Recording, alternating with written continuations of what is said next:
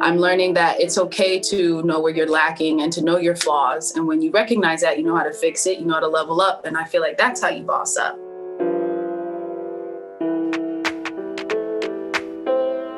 So as a result of doubling down on my professional commitment, I had earned Indigo's very odd and slightly disrespectful respect.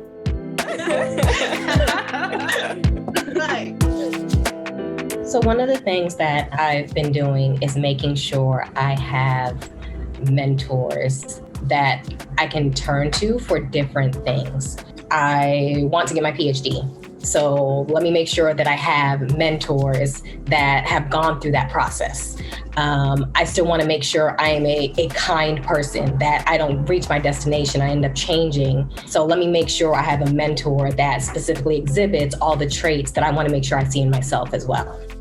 For me, I would say tapping into my inner boss is speaking, because I don't really like speaking. I'm a very shy and self-oriented person, but I've learned that you can't get nowhere without opening your mouth. A closed mouth does not get fed. Like you said, the boss, he's not the only person whose voice matters. And I know I want to be my own boss. So I do have to learn to speak out more. But then sometimes I be when other people in the room and they speak and they say something strong and powerful, I'll be oh, okay, that my opinion don't matter no more because they just took it. But no, I have to learn. And I've been telling myself, your voice matters just as much as anybody else's in the room. So for me, I've been learning. I've been speaking out a lot more because I'm still not comfortable with doing it. Every time I press this unmute button, I start shaking. My brain be you really finna talk in front of all these people? But it's just something that I have to learn to do. It's a thing in life that you just got to do. But yeah, that's mine, is speak is a big word for me. I think that's so beautiful. And for me, what I have been learning is the complete opposite. So in everyday life, I'm I kind of keep my opinions to myself. But when it comes to business, I'm very outspoken because I always know what I want.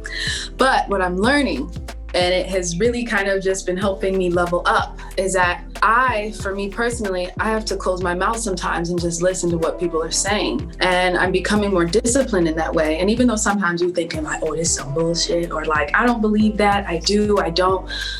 Just by you listening, you're learning so much more than if you would just find something in response just to say just because. Yeah, I think a big one for me is self-worth and knowing your power.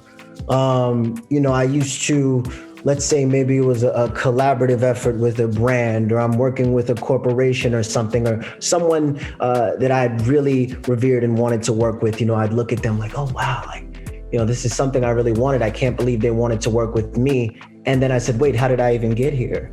Oh, it's because of my influence. Oh, it's because I deem this as cool. Oh, it's because of this. I think a big part of being your inner boss is knowing exactly who you are, and focusing on that every day and feeding the things that make you happy, feeding the things that light that fire that make you want to get up.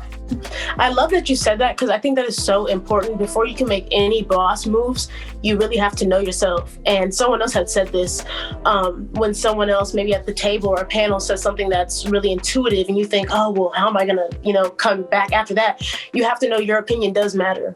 And, just knowing your self-worth, I think, is the biggest thing to making boss moves and, hitting your goals that you want to hit.